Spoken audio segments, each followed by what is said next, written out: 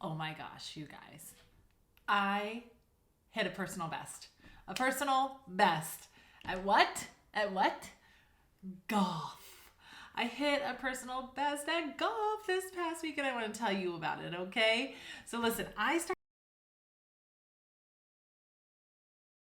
been an athlete like most of my life. I was, okay.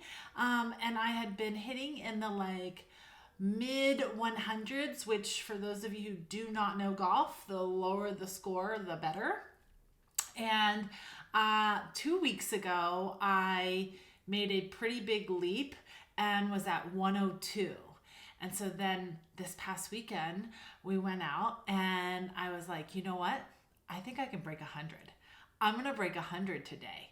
And I just made the declaration in my mind and went out to play and make it happen.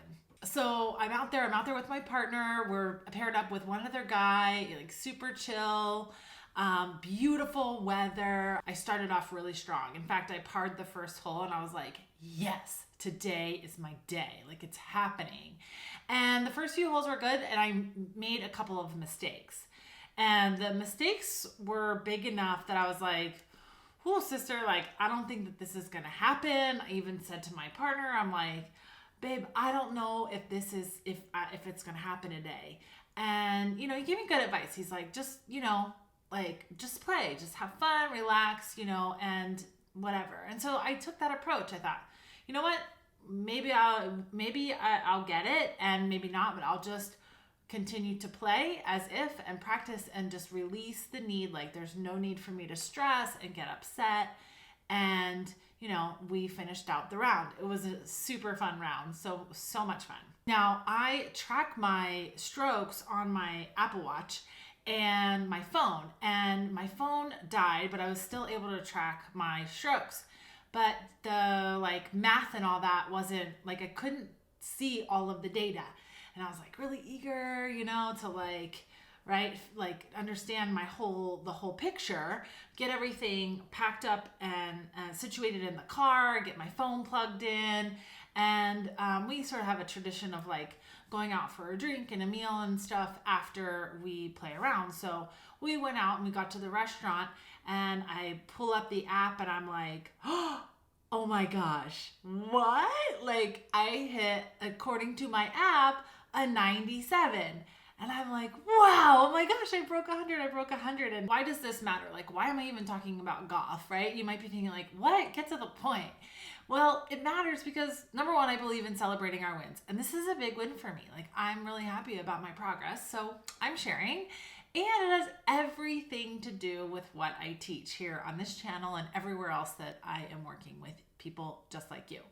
What I did out there on the golf course, you can do and I can do anywhere that we go, anywhere in our lives, whether it's in business or in relationships or our fitness or our nutrition or wherever it may be, right? We can apply a lot of the same principles. So let's break it down a little bit, shall we? First of all, we got to set a goal. Now, in this particular case, right, it was a very smart goal, very specific. It was measurable, right? It was time bound in the game, all of that. If you don't know what SMART goals are, that's another lesson for another time. Then begin. Like I said, I didn't start golfing until 2020. We didn't start, learning to walk until we were 10, 11, 12 months old. When was the last time that you started and you were willing to be a beginner? We have to begin.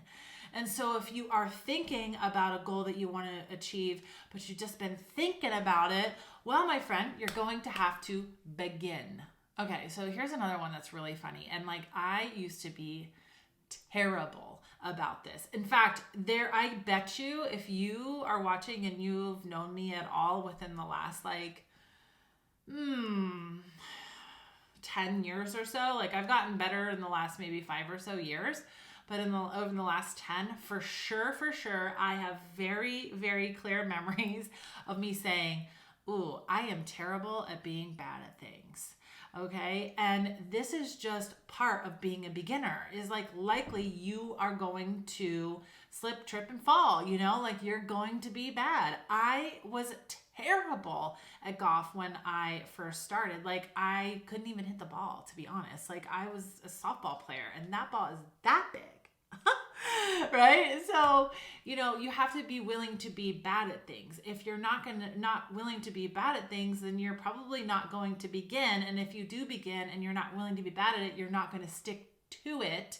You're not going to have the persistence to stick with it and to get better, right? Because that's the other lesson that comes, is knowing and have faith and get the support like a coach, right? Or lessons or training or whatever it might be to get better, right? So being willing to be a beginner, being willing to be bad, being willing to stick with it and get support so that you grow and that you improve. Then you just got to be, you got to understand, like, life, business, relationships, all these things, they're really just taken one step at a time. And what I love about thinking about this game and how these lessons apply is, like, the game of golf in particular is stroke by stroke by stroke by stroke. And I can have an idea, I can have a plan on how I'm going to approach a hole from the tee box, looking out to the fairway, understanding some of the, the course specifics in terms of the bunkers and all of that. But until I see what happens with that stroke that I just made, I'm really not able to decide what I'm going to do next. And so what if you approached you and your goals like that, right? Being willing to just take it one step at a time versus having a need to know all of the steps before you ever even get started. Relax and let go of the outcome. I think one of the biggest saving graces as far as this past experience with me breaking 100 on the golf course was, I was like, okay, like, maybe I won't. That's okay. I'm still going to have a great day. And I'm going to practice. I'm going to use this time wisely. It's not like, it doesn't turn into like a spiral out of control and like, I lose a good attitude, get angry or upset, nothing. It's just like, okay, maybe not this round, perhaps the next round, but I'm still going to have a great day. And so, that relaxing and letting go of the outcome, maintaining a great attitude is really, really useful. And then lastly, celebrate, this is really important. It is important to acknowledge the progress that you've made. Right? And then we just rinse and repeat. And I mean that not only as far as golf goes, right? If you haven't figured it out already, I'm not really talking about golf. I'm talking about goal achievement. I'm talking about growing your business. I'm talking about developing as a leader. I'm talking about being a great, partner or parent, or growing in your community contributions, whatever it is that is important to you. Back to the willing to be bad thing, before I forget, I almost forgot to say this.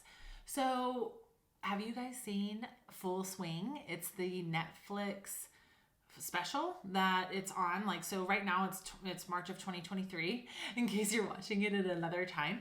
But Full Swing is a documentary that Netflix has where they followed a lot of the players from the PGA Tour, or many of the players from the PGA Tour in 2022, so last year. And it's I think it's 6, maybe 8 episodes. I watched it recently, and whoa, it was so good, so much to unpack there with respect to the mental game and just the nature of that game and the competitor's mindset, the inner working, all of it. But one of the things that stood out the most to me was that a PGA player can win only 10% of the time. Only 10% of the time, and be considered to be an elite golfer. So you're winning 10% of the time. And so that's 10 out of every 100 tournaments, right? 10 out of every 100, and you're considered to be elite. What kind of mind, messing is happening there? Whoa. it really, hearing that, I was like, oh my gosh, like what, Heather, is your relationship with failure and persistence really? Like, all things relative. Now, I'm not a professional golfer, nor do I intend to be. And yet, could I up my game in terms of my relationship with failure and persistence to the level that these guys are and have a different experience, have a different outcome? Yeah, right? So it's so inspirational for me. Anyway, take that for what it's worth. How do these concepts apply to you and the goal that you're pursuing? Now, like I mentioned, I tend to work with business owners and people like that, right? Entrepreneurs. So specifically regarding your business, regarding your growth goals or your expansion goals, or maybe your leadership goals, have you set the goal? Have you set an intention? Like specifically, are you really clear about what it is that you're pursuing? Have you started? Have you been willing to be bad and have things be clunky and sort of disjointed? Have you gotten support like a coach? I know a good one, right? Have you been taking it one step at a time? Have you been, letting go and relaxing and knowing like you're doing everything that you're able to do? Giving yourself, I wouldn't say a break, but just giving yourself some compassion and understanding like, yeah, I'm doing it, giving yourself some credit.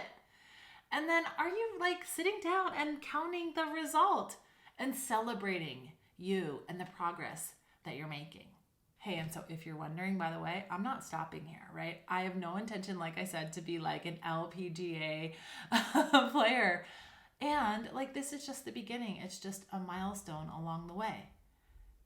The next step for me is going to be breaking 90. I have some work to do, right? So anyway, guys, thanks so much for tuning in, being here, giving me your time, giving me your attention. If this resonated with you, I'd love to hear about it. Leave a comment. Let me know specifically what it was for you. That's helpful for me to keep producing content that's valuable for you. And if you're not subscribed already, make sure that you hit that subscribe button so you don't miss the next video. I'll see you next time.